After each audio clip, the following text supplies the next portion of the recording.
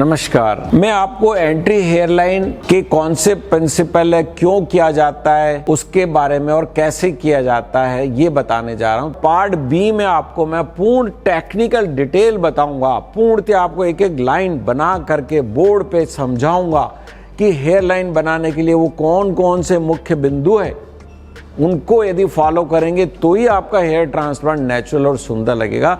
इसलिए आप दोनों पार्ट को पूर्णतः देखिए। अब आप देखिएगा, जैसे मैंने आपको बताया था ब्यूटी के बारे में, अब हेयर लाइन को कहाँ प्लेस किया जाता है, उसके क्राइटेरिया है कि हेयर लाइन को जो हॉरिजॉन्टल और वर्टिकल पोर्शन का जंक्शन होता है वहाँ पर प्लेस कर सकते हैं। 7 to 10 सेंटीमीटर यहाँ के डिस्टेंस पे कर सकते हैं और 4 फिंगर, मेरा कॉन्सेप्ट है 4 फिंगर में प्लेस कर सकते हैं। यह सुपीरियर फॉर्म लाइन जो होती है, मतलब जो सबसे माथे के ऊपर की लाइन होती है, उसके ऊपर इसको प्लेस कर सकते हैं। ये 4 क्राइटेरिया हैं जिसको अब अपन इनको बनाते हैं। इनकी हेयर लाइन कैसे बनाएंगे, इसके लिए मैं आपको डिज़ाइन करना बताता हूँ। तो इसके लिए सबसे इम्पॉर्टेंट है, जो मैंने आपको लिए बताया था कि हमारे को एक पॉइंट प्लेस करना होता है। 7 to 10 सेंटीमीटर के ऊपर हमने इनका किया, तो यहाँ पर हमने करीब 7.5 से 8 सेंटीमीटर पे मैंने इनको रखा। क्यों रखा? लोअर लाइन पे यदि रखेंगे तो बाकी सिर्फ बाल रखेगा, डोनर सप्लाई लिमिटेड है, इसलिए इसको रखा गया। तो इसको बोलते हैं मिड फ्रंटल पॉइंट, और ये सबसे इंपॉर्टेंट पॉइंट होता है। ये यहाँ से ग्लेबला के ऊपर पॉइंट होता है, यहाँ से करीब हमने 7.5 से 8 सेंटीमीटर इनका लिया।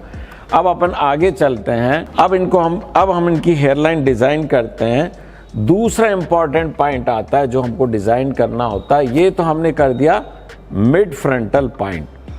अब इसके बाद में जो दूसरा पॉइंट आता है, दूसरा पॉइंट आएगा फ्रंटो टेम्पोरल पॉइंट, क्योंकि ये एरिया रिसीड हो जाता है तो इसको भी वापस प्लेस करना होता है।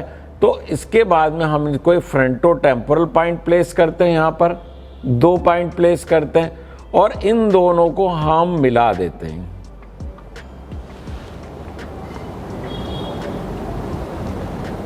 अब ये एंट्री हेयर लाइन बन गई। अब इसमें सबसे महत्वपूर्ण है कि एंट्री हेयर लाइन एक हेयर लाइन नहीं होती है। आप किसी के भी यदि बालों को पीछे करके देखेंगे तो लाइन नहीं होती, जोन होती है। और यहीं पर सबसे बड़ी प्रॉब्लम आती है। कई बार कुछ लोग मोटे मोटे बाल और एक लाइन में डाल देते, जैसे उन्होंने एक धागा डाल करके बना दे, और वो ही अननेचुरल लगता है। इसलिए हेयर लाइन ना होकर के एक जोन होता है। अब हम इस जोन को बनाते हैं। ये एंट्री हेयर लाइन जोन होता है। ये पूरा का पूरा एंट्री हेयर लाइन जोन होता है, जो विभिन्न भागों में डिवाइडेड होता है। इसके आगे इर्रेगुलर बाल डाल दिए जाते हैं, ऐसे बाल बिखेर दिए जाते हैं जिससे कि वो बिल्कुल नेचुरल दिखे। हम क्रिएट कर दिए जाते हैं कुछ ऐसे, कुछ बाल बिखेर दिए जाते हैं ऐसे जिससे नेचुरल लगे। फिर आगे बहुत पतले पतले बाल डाले जाते हैं, इसको ट्रांजिशन जोन बोलते हैं, जिसके अंदर सिंगल हेयर फॉलिकल यूनिट को डाल दिया जाता है। आगे माइक्रो और मैक्रो इरेगुलरिटीज क्रिएट किए जाते हैं, गैप्स क्रिएट किए जाते हैं, और फिर धीरे धीरे यहाँ पर डबल और triple multiple hair follicle units को डाल दिया जाता है, इसको डेंस दिखाने के लिए। ओके, तो इस प्रकार से एंट्री हेयर लाइन का रिकंस्ट्रक्शन किया जाता है एस्थेटिकली। ये हमने बनाई फाइनली। अब इसके अंदर ये पैराइटल हम्प एरिया भी होता है। ये यहाँ से हेयर लाइन क्रिएट हुई। फिर जैसा मैंने बताया था कि लेटरल एरिया, टेम्पोरल फ्रिंज बनता है यहाँ। और अब इसके अंदर क्या हुआ कि जो साइड के बाल है वो नीचे गिर गए, इसलिए यहाँ पर एक पैराइटल हम्प का क्रिएशन किया जाता है, जिससे कि हेयर लाइन का निर्माण हो सके। ऐसा ही हमने इस साइड भी किया है। ये पैराइटल हम्प का निर्माण किया है, ये आके लाइन यहाँ ज्वाइन करती है, और ये टेम्पोरल फ्रिंज का निर्माण होता है यहाँ पर, और ये हेयर लाइन जोन बन जाता है। ओके, और यहाँ पर ये पैराइटल हम्प क्रिएट होता है, और ये पैराइटल इमिनियंस आता है, जो मैं आपको आगे और बताऊंगा। तो इस प्रकार से हम इनका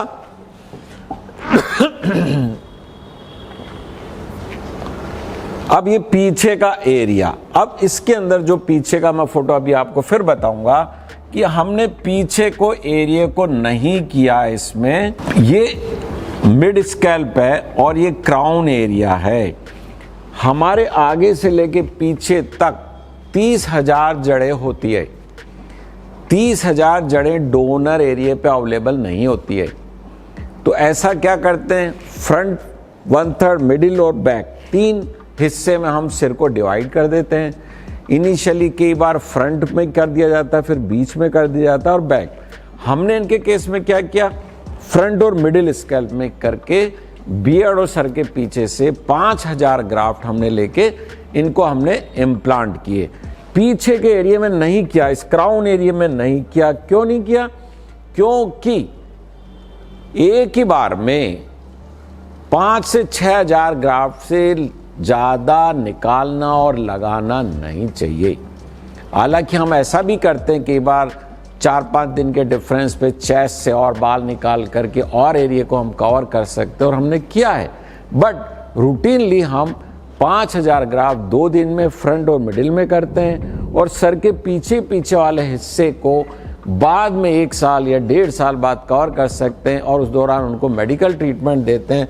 तो मेडिकल ट्रीटमेंट देने से ये जो एरिया है,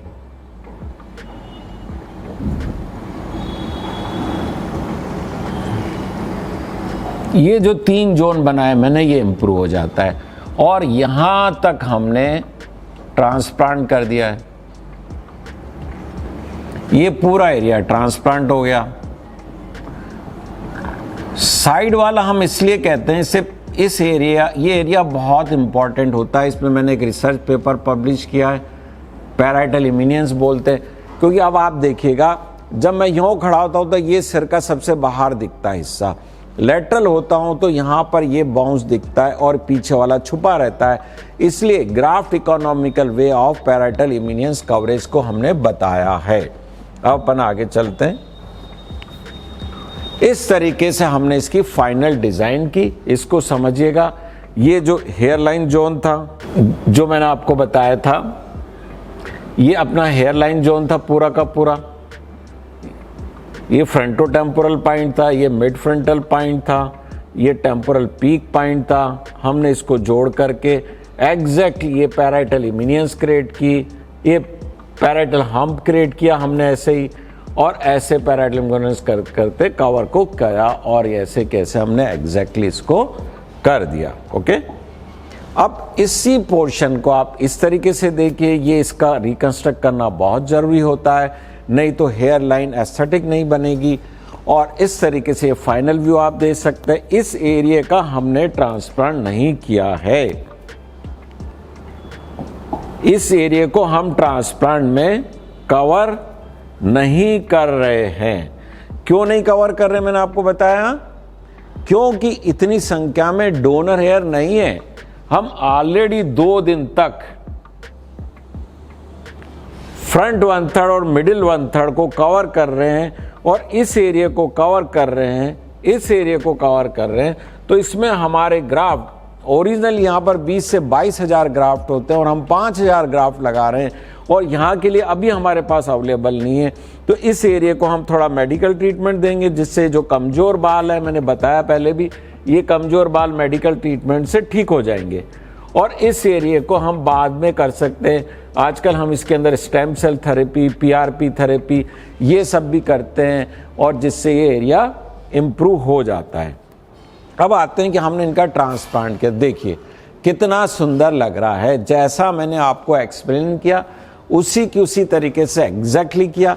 मैंने आपको बताया था यहाँ माइक्रो मैक्रो इरेगुलरिटीज क्रिएट की जाती है, ये इरेगुलरिटीज क्रिएट की गई है और ये टेम्पोरल फ्रिंज किया, ये पैराइटल किया, पैराइटल इमिनियंस किया और बहुत ही सुंदर डेंसिटी के अंदर कवर कर दिया और अभी से इनका चेहरा सुंदर लगने लगा है।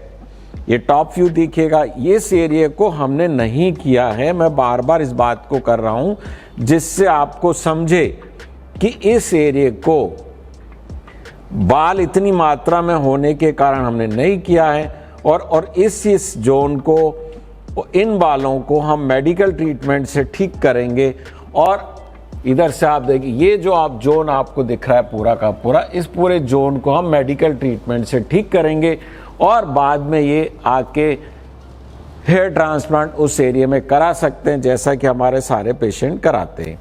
तो ये हमारा फाइनल हो गया। ये आप देख सकते हैं कितना सुंदर लग रहा है इनका चेहरा अभी से। तो इस तरीके से मैंने बताया आपको कि एंट्री बालों की क्यों आवश्यकता है।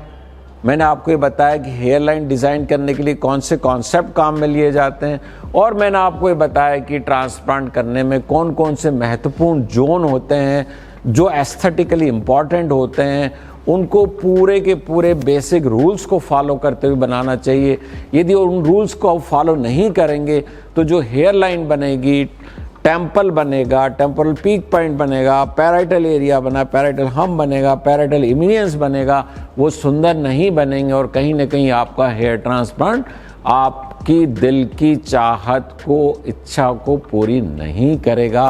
अतः ये बहुत ज़रूरी है, हेयर ट्रांसप्लांट कराते वक्त आप सही सर्जन का चुनाव करें, सही टीम हो, उनको अनुभव हो, और आप सिर्फ पैसे के बेस पर डिसीजन ना लें। यदि सर्जन का अनुभव है उसको देखिएगा, अच्छे पढ़े लिखे हो, रजिस्टर्ड हो, उन्हीं सर्जन से अपना हेयर ट्रांसप्लांट कराएं। थैंक यू, नमस्कार।